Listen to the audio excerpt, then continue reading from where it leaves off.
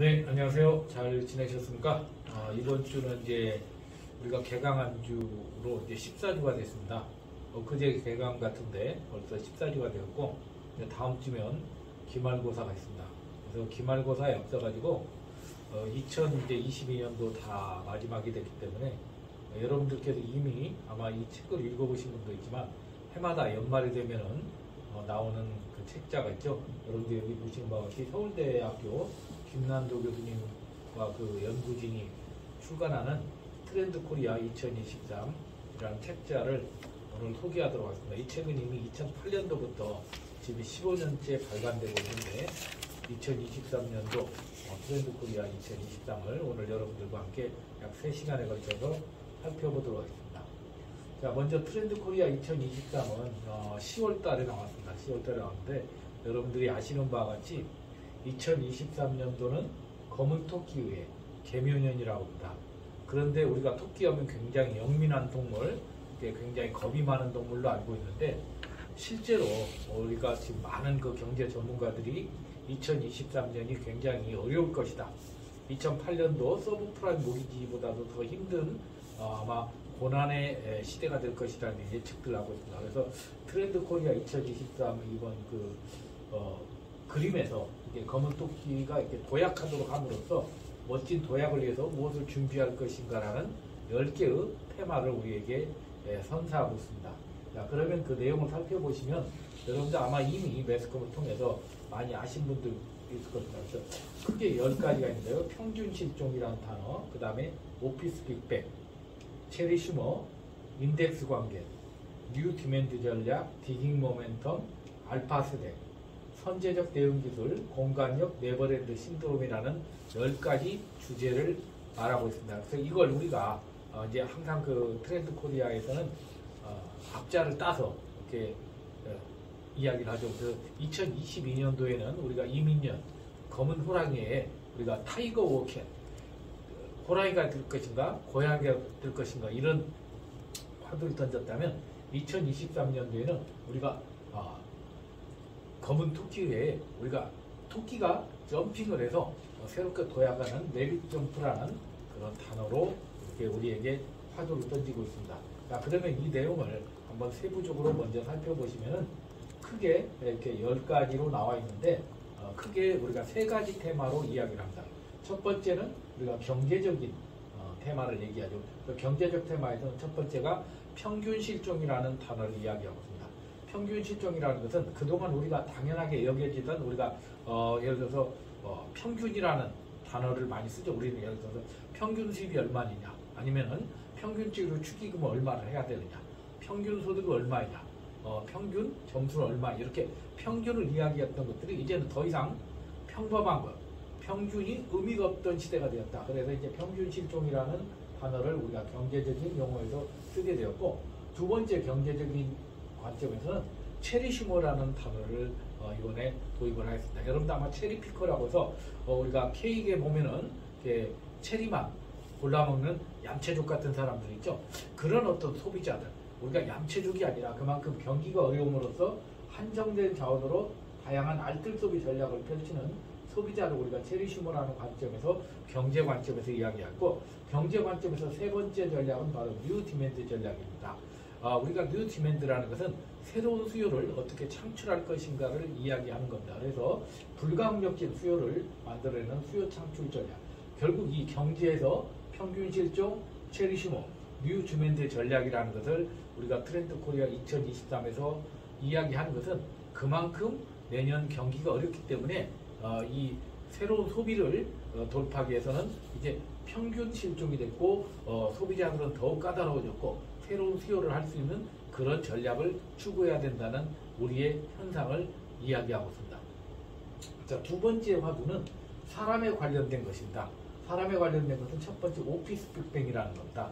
자, 과거에는 우리가 이직이나 사직을 굉장히 우리가 두려워했던 평생 직장, 평생 직업의 시대였다면 이제는 엔잡너, 그리고 이제 이직과 사직에 이제는 대이동이 시작되는 오피스 빅뱅 시대가 되었다. 그래서 직장 내 조직 문화의 근원적이고 폭발적인 변화를 우리가 사회적인 어떤 인류의 변화로 첫 번째 화두를 꼽았습니다. 두 번째로는 이제 관계가 우리가 인덱스라고 하는 것처럼 뒤에서 설명드리겠지만 여러분들이 책을 보다가 어떤 그 색인을 붙이는 것처럼 이제 관계도 어떤 목적지향적인 인덱스 관계로 인간관계 색인을 붙여서 전략적으로 관리하는 현대인의 관계 맺기 방식에 대해서 이야기를 하고 있습니다.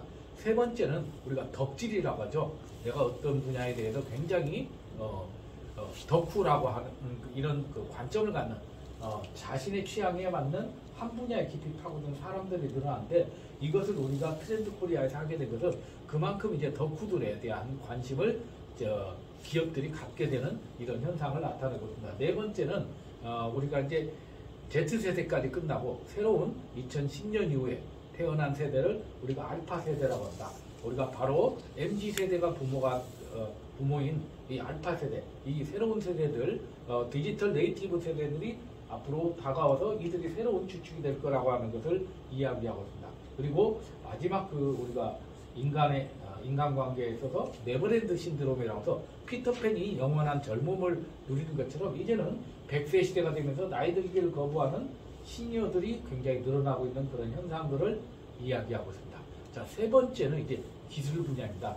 기술 분야에서는 크게 두 가지를 이야기하고 있습니다. 첫 번째는 선제적 대응 기술을 하면서 이제는 과거에는 우리가 소비자들의 니즈를 우리가 맞춰서 기술이 발전됐다면 이제는 소비자들의 니즈를 앞서가서 기술이 대응한 우리가 치료 중심에서 예방 중심으로 이런 식으로 기술이 앞서가는 것을 우리가 선제적 대응 기술이라고 하고 두 번째는 이제 기술에 앞서서 공간의 확장력 우리가 코로나로 인해서 이제 엔데믹 현상이 되면서 공간이 사람을 이끌고 머물게 하는 공간 자체요. 그래서 결국은 트렌드 코리아 이 10가지 주제를 보면은 경제와 관련된 화두 3가지, 사람과 관련된 화두 5가지, 그리고 기술과 관련된 화두 2가지로 말씀을 드릴 수가 있습니다. 자, 그러면 이제 세부적으로 우리가 세부적인 내용을 살펴보도록 하겠습니다. 자, 먼저 첫 번째 시간에는 3가지 내용인 평균 실종과 오피스 빅뱅과 체리슈머라는 주제를 가지고 여러분들과 같이 이야기해 보도록 하겠습니다. 자, 먼저 평균 실종이라는 겁니다. 평균 실종이라는 것은 이제 평균이라는 개념이 사라지고 있다. 과거에 우리나라 국민들은 보통 평균 수입이 얼마냐, 평균 나이가 얼마냐, 평균 소득이 얼마냐, 너 몇 평에 사냐, 뭐 얼마짜리 차를 가지고 있냐 이런 평균적인 관점이 있었다면 이제는 양극화, N극화, 단극화 영향으로 있어서 평균적인 분포가 사라지고 있다. 평균적인 분포가 사라지고 있다는 것은 결국은 그만큼 이제 사람들이 기업이 굉장히 이제 안정적인 전략을 추구할 수 있는 것이 어려워졌다는 겁니다. 과거에는 대중적인 평균의 취향에 맞는 제품이나 서비스를 개발하면 됐지만 이제는 양극화, N극화, 단극화로 해서 굉장히 기업들이 소비자의 니즈를 맞추기 어려운 시장이 되었다는 것을 의미하고 있습니다. 자, 그러면 우리가 이 내용을 살펴보면 평균이나 기준 통상적인 것들에 대한 개념이 무너지면서 이제 소득의 양극화라는 것이 굉장히 생기게 됐습니다. 여러분들이 이미 이 문제는 매스컴을 통해서 많이 들었을 겁니다. 그래서 소득의 양극화를 통해서 갈등과 분산이 우리나라뿐만 아니라 전 세계적으로 확산이 되고 있고 특히 팬데믹 현상으로 해서 이 소득의 양극화는 굉장히 크게 확대되고 있습니다. 자, 그 내용을 들어보면은 우리가 어떤 분들은 지금 예를 들어서 식비가 올라가서 굉장히 식비를 절약하기 위해서 밀키트를 많이 구입해서 식사를 하시는 그런 부류가 있는가 하면 오히려 5만원, 10만원짜리 고급 빙수를 먹기 위해서 줄을 서는 또 뭔가 그런 또 프리미엄족들이 있는 양극화 현상들이 굉장히 많아지고 있죠. 또 예를 들어서 다이소에서 생필품을 구입하는 사람들이 많아지는 반면에 또 백화점에 고급 매장에 사람들이 몰린다. 이렇게 중간 지역이 없어지고 양극화로 소비가 이렇게 바뀌는 현상들이 우리나라에서 굉장히 심해지고 있습니다. 자, 두 번째는 또 N극화가 굉장히 강해지고 있다. N극화라는 것은 과거에 우리가 양극화가 아니라 소비의 각각의 개인적인 취향에 따라서 소비의 취향들이 점점 달라지고 있어서 이제는 통상적인 평균 기준이 아니라 각각의 수요와 니즈를 맞춰야 되는 그런 현상들이 강해지고 있다고 볼 수 있습니다.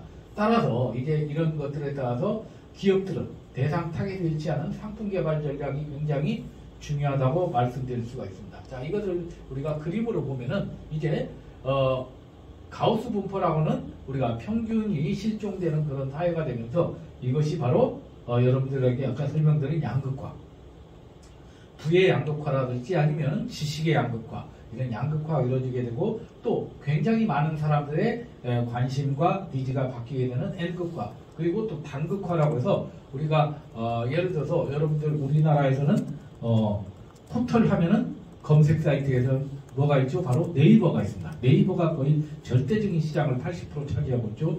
과거에 우리가 검색 사이트 하면은 야후, 뭐 엠파스, 여러 가지 그 사이트들이 있었는데 지금은 전 세계의 검색 사이트에서 대다수가 바로 구글이 차지하는 것처럼 이제는 하나의 플랫폼이 전 시장을 빨아들이는 그런 현상들이 되었다. 자, 이렇게 평균이 없어지게 되면서 양극화, N극화, 단극화에서 우리가 해야 될 것은 저자는 바로 자기 역량을 개발하는 것이라고 합니다. 바로 여러분들이 이렇게 어려운 시기에 일과 학습을 병행해서 학교에 나오는 것도 저는 이렇게 평균 실종에서 자기 역량을 키우는 그런 시기가 아닌가 개인적으로 생각을 해봅니다.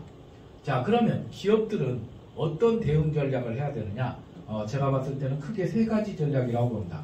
첫 번째는 바로 양자택일 전략입니다. 우리가 결국 이제 중간 지역이었기 때문에 자신들의 어떤 강점이나 서비스를 강조하는 그런 양자택일 전략. 양쪽에 부유층이나 빈곤층 한쪽만을 잡는 양자택일 전략을 하거나 아니면 두 번째 초다극화 전략이라서 모든 사람의 수요를 맞추는 우리가 수요를 맞추는 우리가 N극화 전략을 추구할 수 있겠죠. 그리고 아예 다른 기업들이 따라갈 수 없는 자신만의 강점을 가지고 전체 경쟁을 허락하지 않는 승자독식 전략, 이렇게 기업들이 대응 전략을 해야 된다고 책에서는 소개를 하고 있습니다. 자, 그러면 이런 평균 실종이 우리한테 시사한 점 뭐냐? 자, 우리도 얼마 전에 이 강의 얼마 전에 아마 여러분들이 지금도 마음으로 굉장히 안타까워하는 이태원 우리가 할로윈에서 150명 이상의 젊은 그 사람들이 사망을 했습니다. 아마 제가 볼 때 그것도 많은 그 우리가 리스크가 있을 수 있는 위험이 있음에도 불구하고 아마 대부분 우리가 평균적으로 사람들이 설마니 서울 시내에서 그런 압사 사고가 날 수 있을까 하는 이런 안전적인 생각에서 위험을 우리가 등한시했던 거에서 비롯된 것이 아닌가 생각합니다. 바로 이게 평균이 굉장히 얼마나 평균의 모습이 우리 그 사람들에게 위험을 끼칠 수 있는 사례를 말씀드리면은 이게 그 동남아시아에서 홍수가 일어났을 때 민간인들이 100명의 민간인들 이렇게 건너려고 하는데 그 당시 이제 공무원이 민간인들의 평균 신장이 한 160cm 정도 되는데 물 깊이가 130 정도밖에 안 되니까 이 물을 이렇게 건너도록 했는데 실질적으로 민간인들이 중간에서 많이 빠져 죽었습니다. 그 이유는 뭐냐? 평균 깊이는 130인데 중간에 갑자기 웅덩이가 물이 불 꺼지면서 한 2m 정도가 되는 웅덩이가 있었던 거죠. 그걸 간과하고 모든 사람을 건너게 해서 많은 그 민간인들이 물에 떠내려가서 실종 사건이 있었습니다. 그런 것처럼 우리가 어떤 의사결정할 때 평균을 가지고 정하는 것이 그만큼 리스크가 크다는 것을 우리가 이걸 통해서 예측할 수 있습니다. 자, 그러면 이제 두 번째 사례입니다. 두 번째 사례는 오피스 빅뱅이라는 겁니다. 오피스 빅뱅이라는 것은 우리가 코로나로 인해서 직장 문화가 빅뱅 수준으로 바뀌고 있다. 특히 과거에 저희 때만 하더라도 평생 직장, 그래서 한 번 들어간 직장에서는 평생 우리가 정년퇴직하는 것이 꿈이었다면 요즘 젊은이들에게 가장 안 좋은 얘기가 면접 때 당신이 임원이 될 상이라고 이야기하는 것이 가장 안 좋은 욕이라고 합니다. 왜냐하면 자기는 여기에서 잠깐 경력을 개발해서 다른 곳으로 가려고 하는데 우리 회사에 평생 임원이 될 것이라고 한다면은 다 뭐라고 한다는 거죠. 아마 뒤에 있는 우리 신보 있는 팀장님들은 다 임원을 꿈꾸시겠지만 요즘 MZ세대는 그렇지 않다는 거죠. 자, 그래서 요즘 공무원이나 은행권에서도 입사 1, 3년에 퇴직하는 인구가 그만큼 늘어날 거죠. 대량 이직, 대량 사직이 우리가 트렌드라고 합니다. 특히 미국을 중심으로 이런 현상들이 벌어지고 있는데, 자, 그 내용을 살펴보면은 바로 직장 문화가 출퇴근 워라밸, 재택근무, 하이브리드 근무가 혼재하는 가운데 직장 문화가 빅뱅 수준으로 변하고 있고, 특히 팬데믹 이후에 일터로 복귀를 거부하면서 미국에서 특히 뭔가 미국의 IT 업계나 이런 쪽에 굉장히 전문 인력들이 대사직 또는 조용한 사직 현상이 일어나게 되면서 이제 기업들은 코로나 이후에 인재를 어떻게 하면은 회사 내에 잡을 것인가 이런 것들에 대해서 굉장히 관심을 갖게 되었다고 합니다. 한쪽에서는 대사직이 일어나고 있고 또 한쪽에서는 취업이 안 돼서 취업을 하고자 하는 이런 양극화 현상이 또 여기에서 벌어진다고 말씀드릴 수가 있습니다. 자, 그러면 우수한 인재를 확보하기 위해서는 기업은 조직 내에서 이제 과거에는 급여를 많이 주거나 이렇게 새로운 복지를 하면은 조직원들이 만족을 했었는데 이제는 조직원들이 기업의 성장보다는 자신의 성장을 꿈꾸기 때문에 기업 내에서 본인이 성장할 수 있는 기반을 만들어줄 수 있다는 그런 분위기를 만드는 것이 굉장히 중요하다고 말씀드릴 수가 있습니다.